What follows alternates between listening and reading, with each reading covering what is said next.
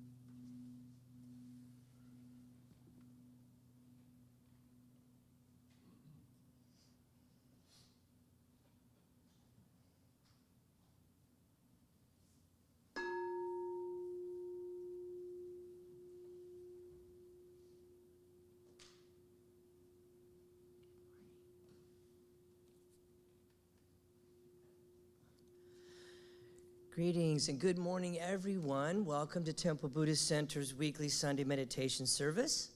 My name is Victor, and I'm honored to be of service this morning. We hope that our service today finds each and every one of you happy and healthy, but please know that if you are struggling in any way, we hope that our service can be a source of refuge for you, and as Temple Buddhist Center opens its heart to you and to your loved ones. Let's begin this morning with some conscious breath work. A conscious breath is where you seal the mouth, breathe deeply through the nose, hold that breath for a few moments, and then release slowly so that the exhale is longer than the inhale. Let's begin.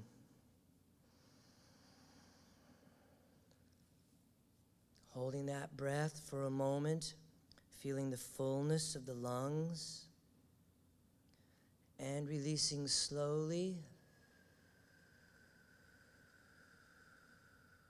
Good. And as you release, just check in with the body, noticing any points that might be tense or contracted in any way, hoping to partner with the body to bring about a greater sense of gentleness and ease, a lightness.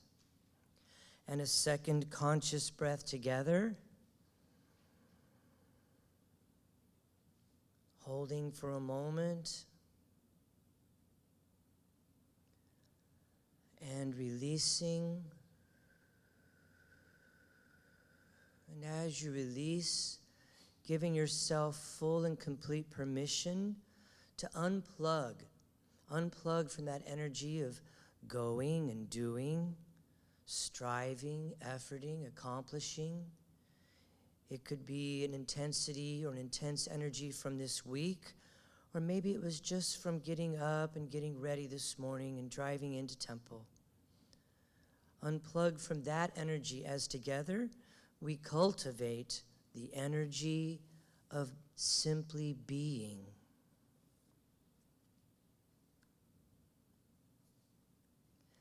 And a third conscious breath together.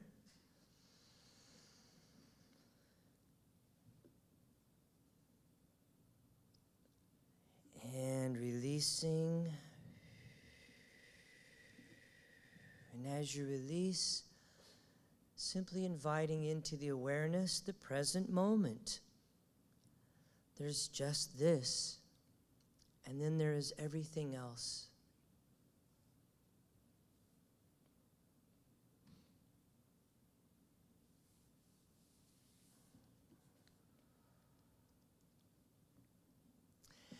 Here at Temple Buddhist Center, we like to begin our services with a little bit of chanting. Chanting is an integral part of every tradition. Chanting is not about being a singer, it's about having a voice. It is about a deeply devotional expression of that which is most sacred within you and sharing that with the entire universe. And so our chant today is Om Vajrapani Hum, Om Vajrapani Hum. And this chant, in Sanskrit, Om is the seed sound, the sound of the universe, reminding each one of us that we are a beautiful note in a grand cosmic symphony forever playing. And Vajrapani is this in the Tibetan practice, in the Tibetan tradition of Buddhism. Vajrapani is this wrathful-looking deity that is swimming in a sea of fire. You'll see lots of statues and mandalas to this, but there's nothing hateful about it. Vajrapani represents that energy of the enlightened mind and its power to cut through delusion.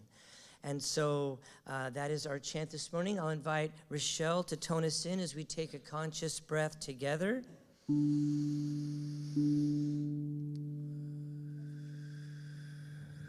And let's begin. Om Vajrapani Hum. Om Vajrapani Hum. Om Vajrapani Hum. Om Vajrapani Hum. Om Vajrapani Hum. Om Vajrapani Hum. Om Vajrapani Hum. Om Vajrapani Hum. Om Vajrapani Hum. Om Vajrapani Vajrapani Hum. Once more. Om Vajrapani Hum.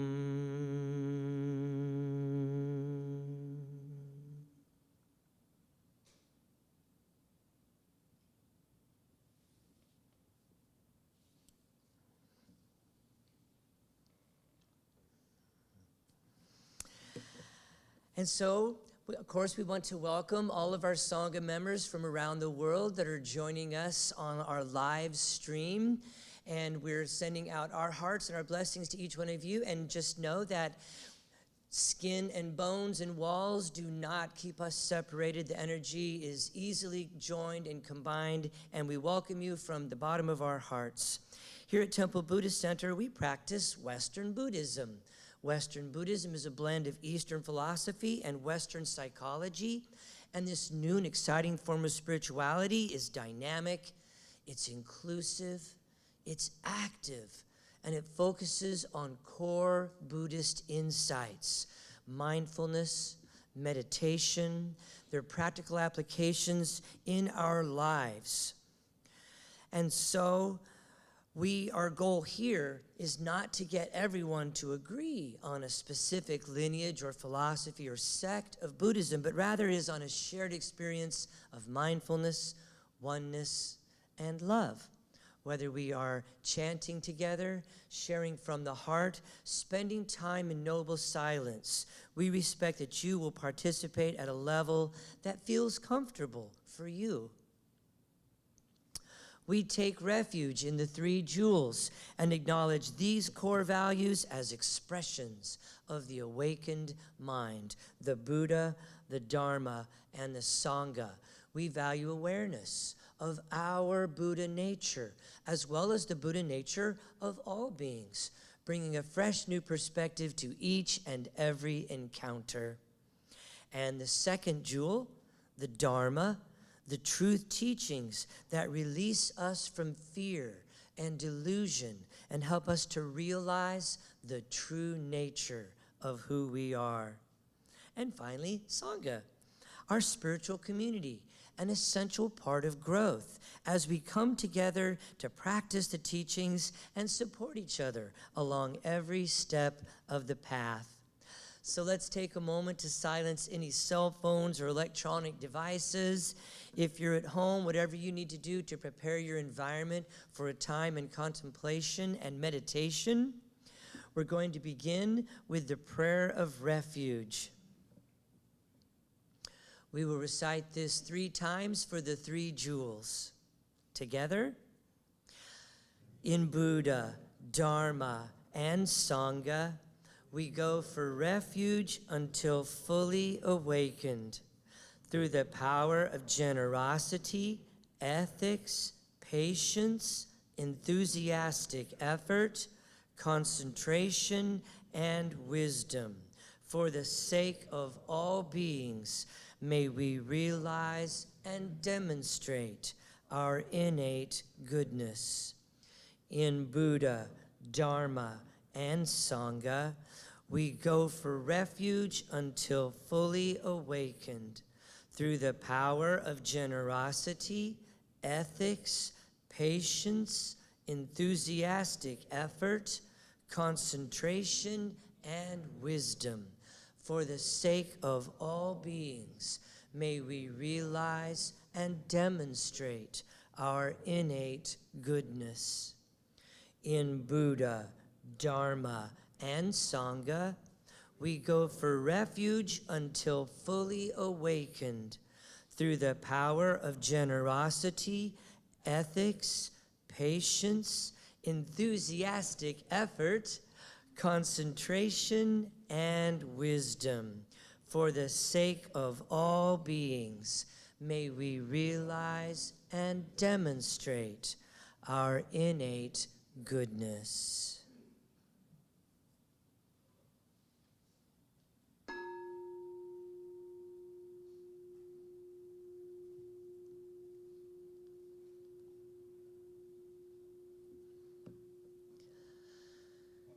And so, as we prepare now for a time in meditation, if you have an extensive practice, then we invite you to practice in a way that is fitting for you this morning.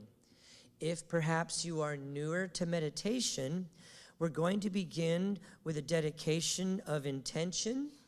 We will awaken the bell 3 times for the 3 jewels, and then our teacher today, Mr. Robert Brumet, will guide us in a short guided meditation that's designed to assist us in moving into the stillness.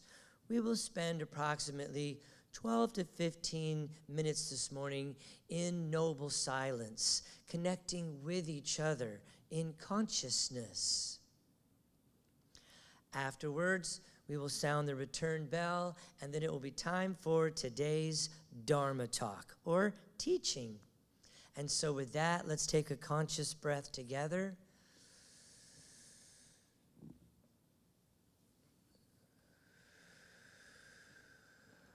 Body, speech, and mind in perfect oneness.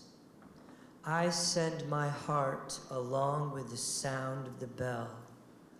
May the hearers awaken from forgetfulness, transcend the path of anxiety and sorrow, and realize the true nature of who they are.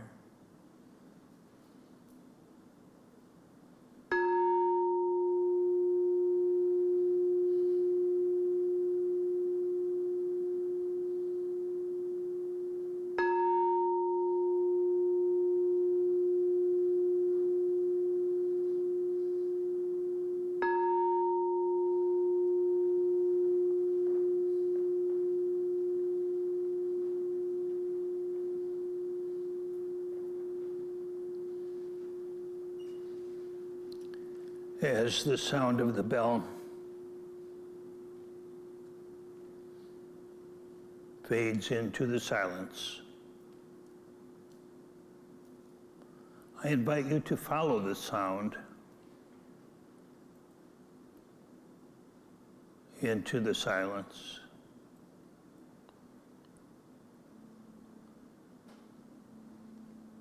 Into that silence between thoughts, between breaths, between any experience.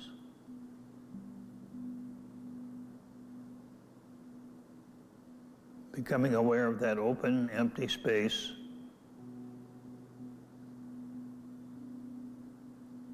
We call silence.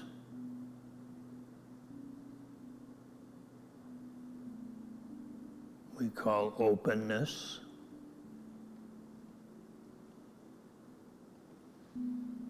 And in that space, we hold every experience that arises.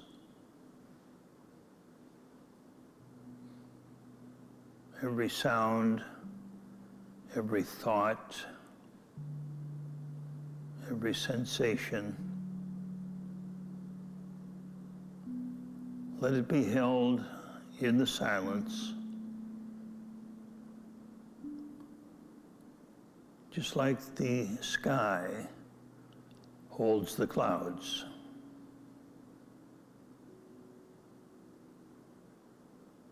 Let every experience float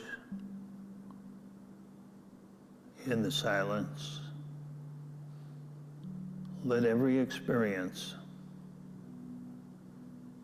hearing, sensing, thinking, let every experience rise and fall, fade and come into being, and fade again. Every experience that we have rises and falls, is born and dies in this space, in this silence. That is who you are. That is who you are. You are that which holds all of it. I invite you to rest in that silence, to rest in that space, and to gently hold every experience, letting it come, letting it go.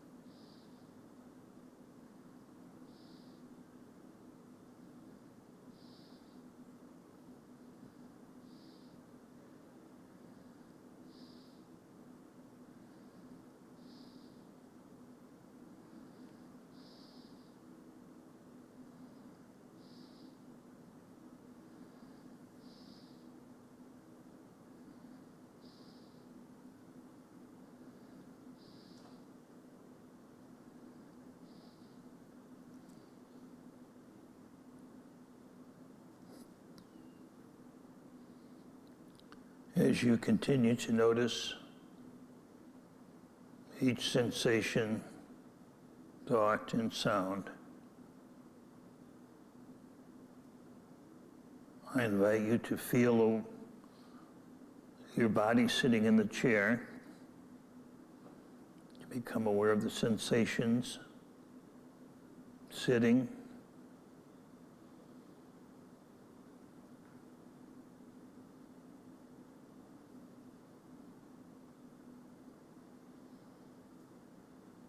becoming aware of the sounds around you.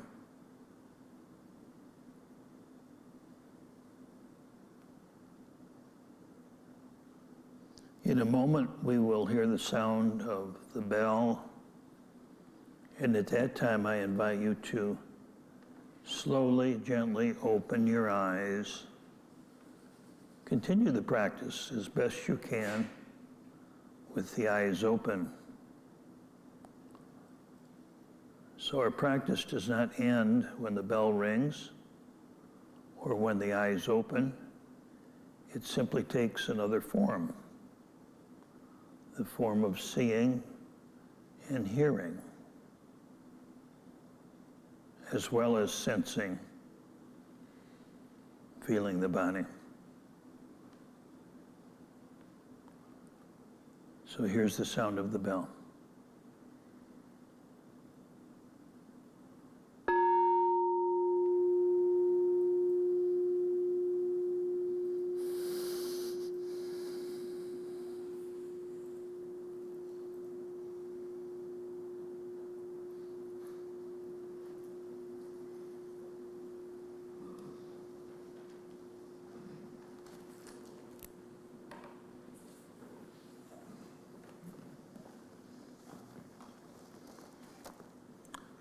Yeah, thank you, Victor. Good morning, everyone.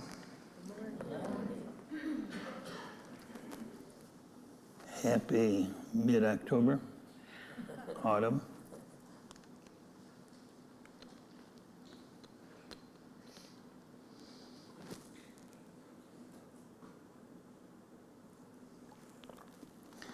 It's been said that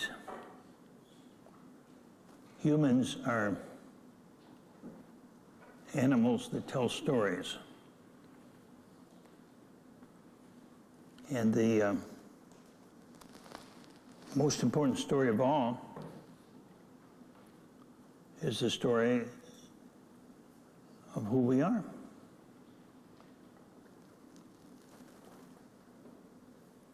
Our sense of self is a never-ending story. It goes on and on and on and on.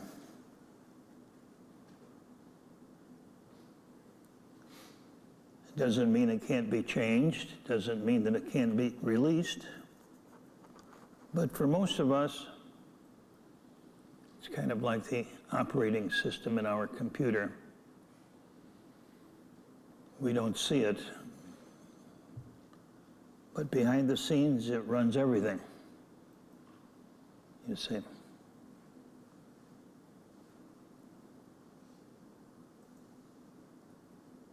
The story that we create, or that is created, is based on our history, our personal history, our conditioning. And our conditioning itself is a combination of what we experience and how we interpret that experience. And that interpretation may be based on a story itself, you see. So our conditioning is a intermingling of what happened and how we interpret what happened. And ultimately, we cannot distinguish between the two. We think our memory is a matter of video recording, if you will, of what actually happened. But our memory is really that plus the interpretation of what happened. You know, and thus you can get 10 people having the same objective experience, having 10 different interpretations of that experience. You get 10 different sets of conditioning out of the same objective experience, as it were. At an early age, when we were quite young, maybe 3, 4, we learned that we live in two worlds. The world, obviously, outside of ourselves, the world of our parents, our family. But there was also an inner world, the world inside. The world we would live in when we would be by ourselves. I remember myself going outside and climbing up a tree. And when I was in that tree, I was in my world. I created everything.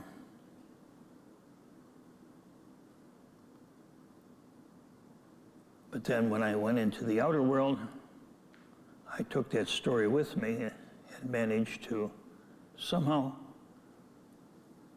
bring those two together. So we tell our stories in order to survive. We tell our stories in order to get what we want, what we need. We tell our stories to feel good and to not feel bad.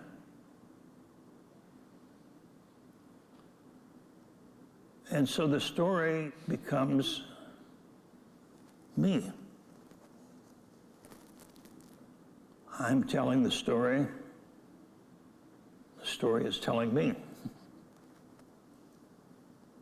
It's an outside in, inside out process. As adults, that story does not necessarily change. Now, maybe the characters change, but not the plot, not the basic theme.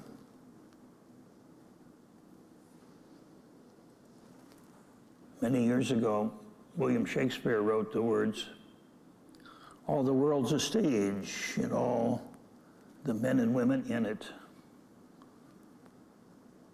are merely players. They have their exits and their entrances, and one man, one woman in his lifetime plays many parts, many roles."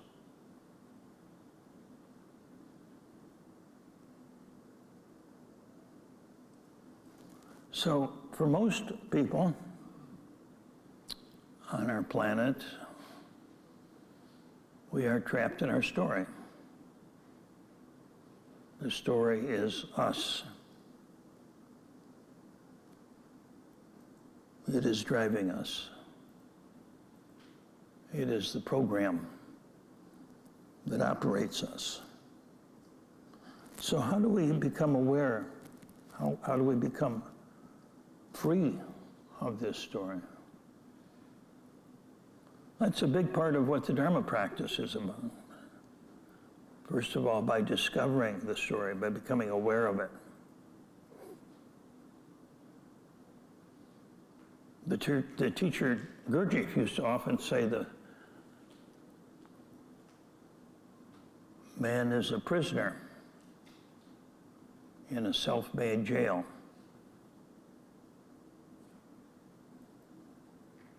What keeps him from escaping is that he doesn't know that he's in prison. He thinks he's free. So the first step is in realizing that we are imprisoned in our story until we begin to see it. And that's an important point, because when we begin to see it,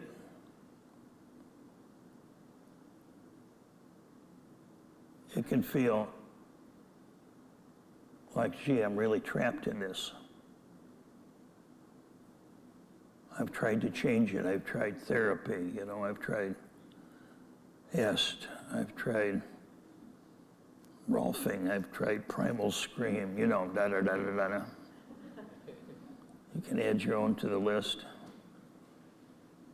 Rebirthing, da-da-da-da-da. And all of those things are good. But if our story remains the same, all we're doing is we're changing the setting, the costumes, but not the plot. we keep writing the same story over and over again. So it's important to be aware of it and to let yourself feel, this thing's got me. Because the paradox is, once we see clearly the bars that we've constructed in our prison cell, once we see them clearly and we stop resisting them, that's when they become weaker. That's when they become more transparent. And eventually they are like wax and we can break through them. So how do we become aware of the story? Well, by becoming aware of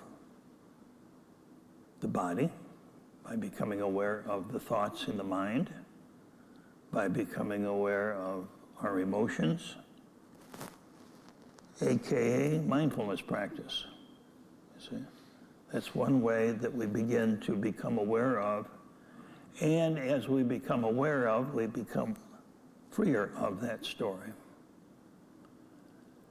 And a little schema I might share with you that could be helpful is this is something that writers, fiction writers, playwriters, politicians, ad writers, et cetera, know very well, that every story contains 3 basic characters. Remember the old melodramas? Every melodrama has, 3 characters, right? Someone in distress, a villain that has put that person in distress, and a hero, a rescuer to come. And the story is how those 3 interact with one another, you see. That story is not confined to melodramas or movies or novels. Look at the world we live in. We see the world through the eyes of that story. We see villains, we see victims, we see heroes. And the stories that we tell ourselves internally, which one of those am I? Well, typically I'm either, the victim or the hero. Rarely do we cop to being the villain. Usually we're a good person that's been overcome by a villain, or we are the hero, you see.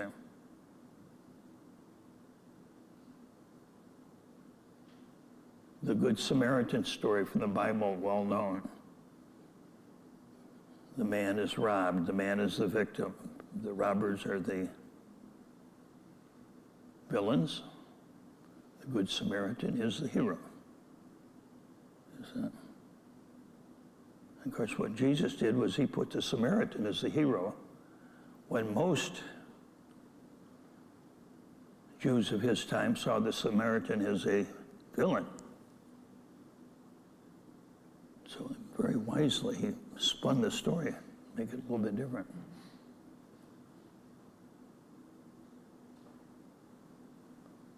Nationally, internationally, culturally, we tell stories. Those stories can be very powerful. After World War I,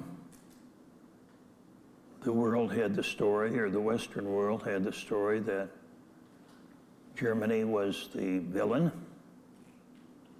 They were to be punished, and they were. They were shamed. They were hampered, hobbled economically, politically. And they had very low self-esteem. They had a deep sense of being victimized themselves.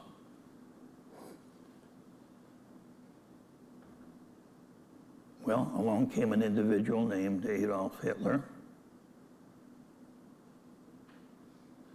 who created himself to be the hero. I can make you great again.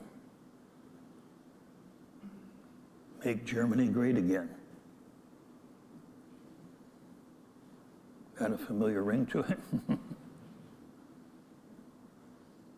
Deutschland über alles. Germany over all.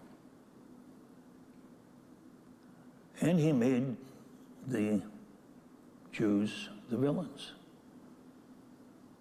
So he's got a villain, he's the hero, you are the victims. But if you follow me, if you listen to me, you will become the master race. So you will be the permanent hero.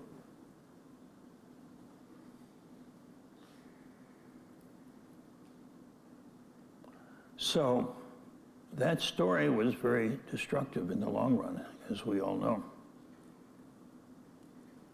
But there are also stories that heal. In many of the Native American traditions, Navajo, Hopi traditions, for example, when someone was ill, they would create a sand mandala.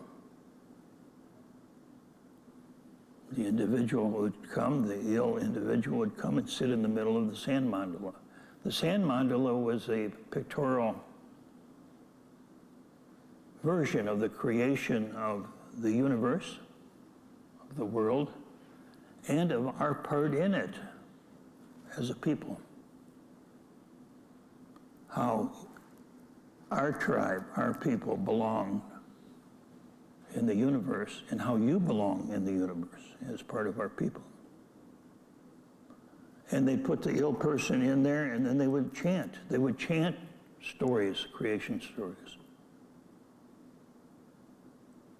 You are a part of this people, and this people is part of the creation. And that's how healing took place. By realizing one's wholeness, one's connection to all that is through stories. And in our country, we have stories. Science has provided us a story of the world and of the universe. It's given us a story that the universe is made of dead matter, that we are tiny, insignificant specks on this vast universe that ultimately doesn't give a damn about us. But here we are clinging to this rock for dear life. That's the story that we're told, right? But there's many different stories that we could tell. I would say the universe is in us as much as we are in the universe. That we are a part of a living universe that's not dead and not totally outside of us. So, looking at the story, and when we fully embrace the story, not in the sense of liking it or identifying with it, but when we make peace with the story, this is the way it is. I see it, and it's the way it is. Then the story will begin to dissolve, and as that happens, we have a choice. We can create a new story. We can become who we want to be. Or we can become nobody at all, which is what I recommend. When we're nobody, in particular, we become one with everything.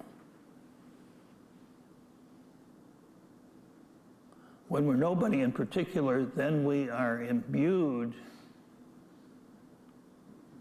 with the full potential of ourselves as human beings and the full potential of ourselves as part of a living universe.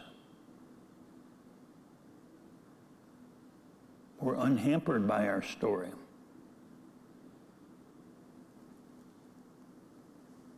And I think I'll close with this. I could talk a lot more about what that might look like, but I'll let you write that story. So I want to close with a quote by Wu Wei Wu. Sounds very Chinese, doesn't it? Wu Wei Wu was actually an Englishman. That was his pen name. But he wrote some interesting things. One of them is this. He says, "Why are you unhappy? Why are you unhappy? Because 99.9% of everything you think and of everything you do is for yourself. And there isn't one. And there isn't one." So thank you for sharing your story, your Dharma practice, your presence.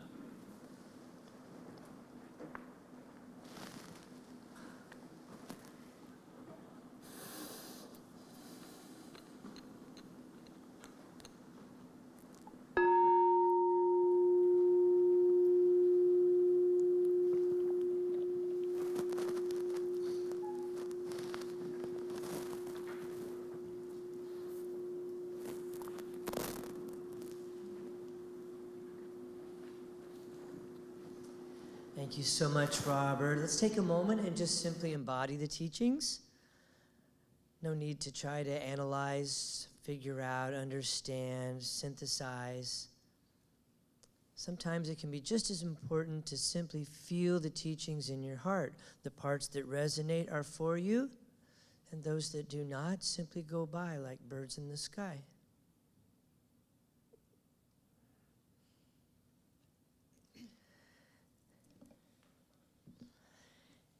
And as we transition now over to loving kindness practice or a heart practice, it is not unusual to shift the posture or stretch a little bit or take a breath, perhaps adjust the clothing or the blankets or whatever.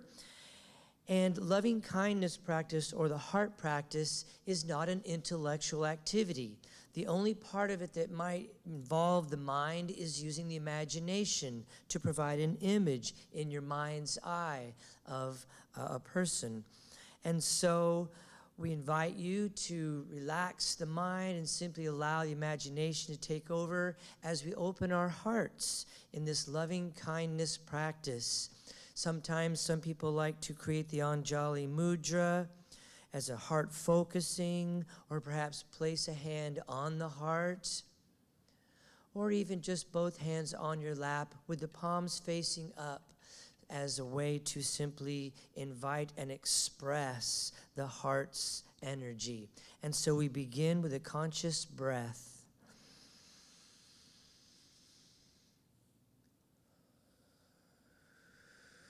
And as you release that breath, I invite you to bring to mind the image of you, a full body image of the form that has been given your name and that has accrued all these experiences over the years and even accumulated a number of stories. Holding this image in your mind's eye, I invite you to recite silently to yourself these words of metta practice. May I be filled with loving kindness. May I be safe from inner and outer dangers. May I be well in body and mind.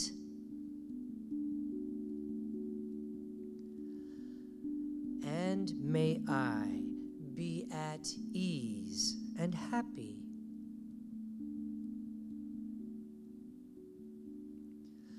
Conscious breath.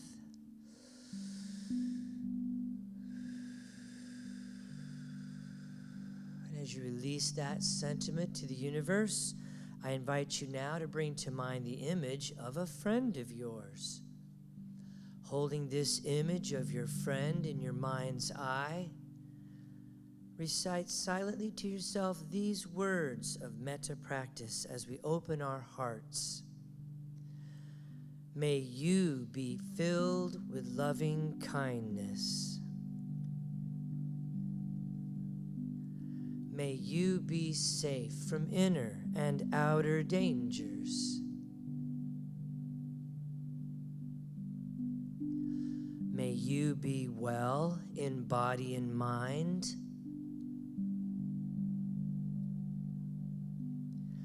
And may you be at ease and happy.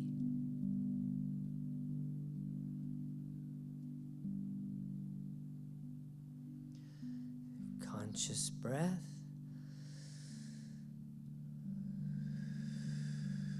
And as you release that sentiment into the universe, I invite you now to bring to mind the image of an acquaintance, someone new that you have met, perhaps a clerk or a cashier from this week, maybe a new person at work or in class. Holding this image in your mind's eye, let us open our hearts as we send metta. May you be filled with loving kindness.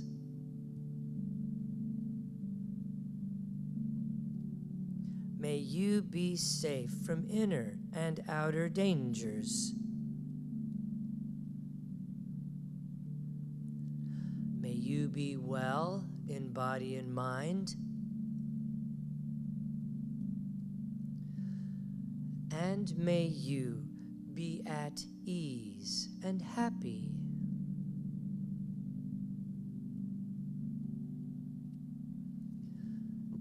Conscious breath.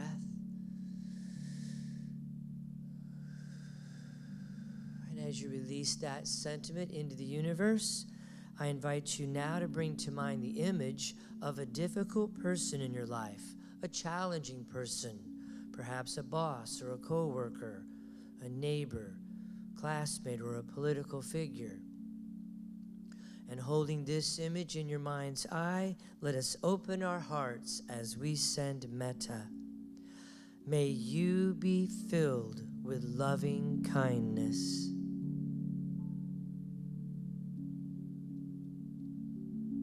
May you be safe from inner and outer dangers.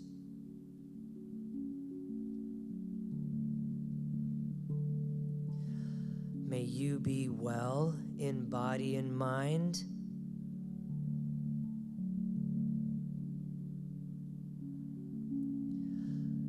And may you be at ease and happy.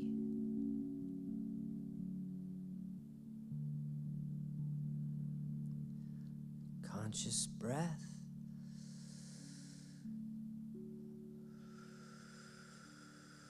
And as you release that sentiment into the universe, I invite you now to bring to mind the image of the world, all the plants and the flowers and the trees, all the animals of the land, the sea, the sky, and all sentient beings, including ourselves.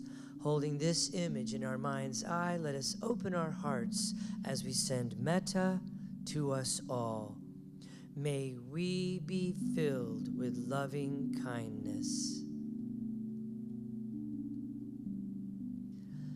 May we be safe from inner and outer dangers.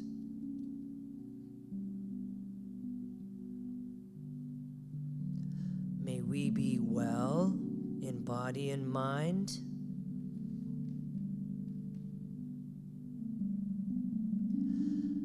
And may we be at ease and happy.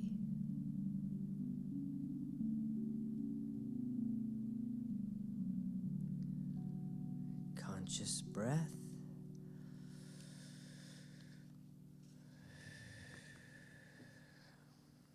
And in the true spirit of Dana, the Buddhist practice of generosity, Temple Buddhist Center services here are given freely. In the same way, if you choose to give, please give with a generous heart, which means not in return for anything that you have received today, but rather so that those who may be seeking refuge may find it here in this temple with these teachings and with these teachers. And the Dana boxes are located at the back of the meditation hall. And we take a moment of gratitude, letting our hearts fill with love, light, and warmth. Gratitude for all of our amazing ambassadors, those who've committed themselves to regular monthly electronic giving. It's not about the amount, it's just that the regular monthly giving helps us to set a budget here at TBC. If you'd like to become an ambassador, simply stop by templebuddhistcenter.com and click on the Love Offering button. Gratitude for all of our wonderful volunteers who help us each and every day bring opportunities for Sangha, for connection, for spiritual enrichment, and for more teachings and knowledge of the teachings. Thank you so much to Rochelle for your wonderful music. Thank you, Ricky. Thank you so much, Mr. Robert Brumet, for your teachings, your friendship, your guidance, everything that you do for Temple Buddhist Center.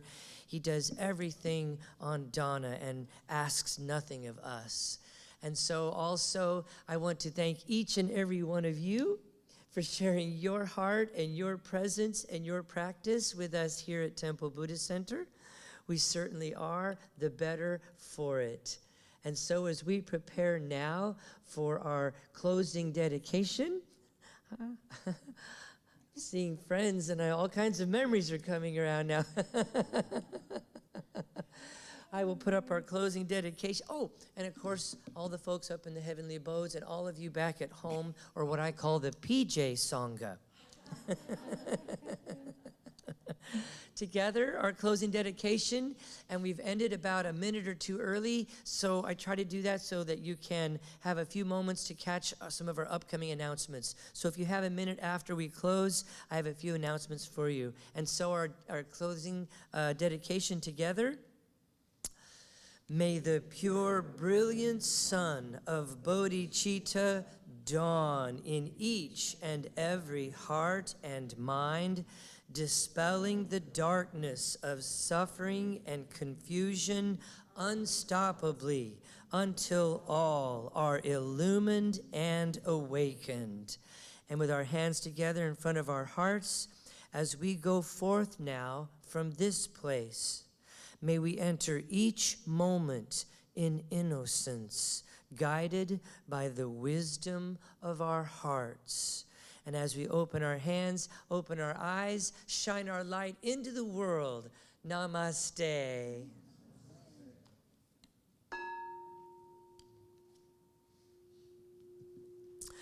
Thank you, everyone, so much. Those of you that have to go, thank you so much for being here. Please don't forget to check in on the counter out front. There's some handouts. There's also a sign-up for our newsletter.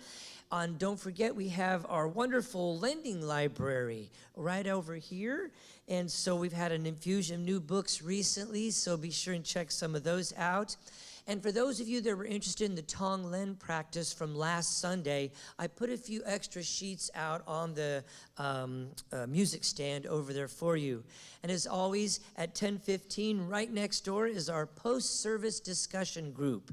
It's a great opportunity to connect with other members of the Sangha, talk about the implications or the applications of the teachings of the day into our daily lives. And also downstairs are crumble cookies and coffee. Delicious crumble cookies. And coming up, we have lots of wonderful things coming up on November 6th from 3 to 5. It's a little bit earlier in the day because technically Sunday is kind of a work day for many folks.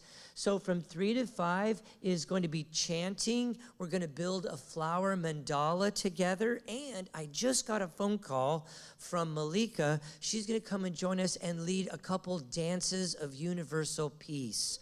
What a wonderful time for that, with so much going on in Iran and, of course, and in Ukraine and just in many parts around the world, bringing peace and harmony and expressing that out into the world. So I hope you can make it for that. Also on, Matt's here. That's this week, isn't it, Matt? And so on the 20th at Grand Street Cafe, Matt, just tell us real quick what's going on. It's this week. There's free breakfast benefit for Center for Conflict Resolution. I talked about it 3 weeks ago. But if you want, if you're interested in it, I'm hosting a table. It's a free breakfast. The group is a local nonprofit that provides restorative justice, mediation services, and facilitation training for individuals and organizations. And so if you've been interested in what restorative justice is or anything like that, sign up. I've got a thing up there. So you'll be out in the lobby, right? Okay, wonderful. So as soon as you leave the meditation hall, Matt will meet you out in the lobby there. And then also coming up, wow, this is a big week. Coming up Saturday is our Temple Buddhist Center quarterly day-long silent meditation retreat. You can attend virtually, or you could also attend in person, in present. And so that's this Saturday from 9 a.m. to 4:30. And the theme for the retreat is fear, masquerading as wisdom. So we'll be taking a look at some of those different topics, as well as spending the day in silent meditation. And so please register online, because that's also how you get some more information about the retreat itself. Or if you have questions, please email me. And I'm very excited to put this up there. The Awakening the Universe, the Dharma and Cosmology is our special 4-day silent meditation retreat at the end of the year. It goes over New Year's, and Robert and I will be leading this. It is residential, which means you are sequestered with us at the King Conference Center over that 4-day silent meditation retreat. But if necessary, you can also commute. We know some people have families and obligations. You could join us each morning and then go home at night, or you could also join virtually. And so the registration for that will be up Monday. We are putting the final touches on it this weekend, clearing up a few of the registration bugs, and then that will be up, and you can start registering for that retreat right away. And there we go. That's just kind of everything. So you can take a picture of that with your camera if you'd like to. And thank you everyone so much again for being here. And as you go into your day, I wish you peace, blessings, and go Chiefs.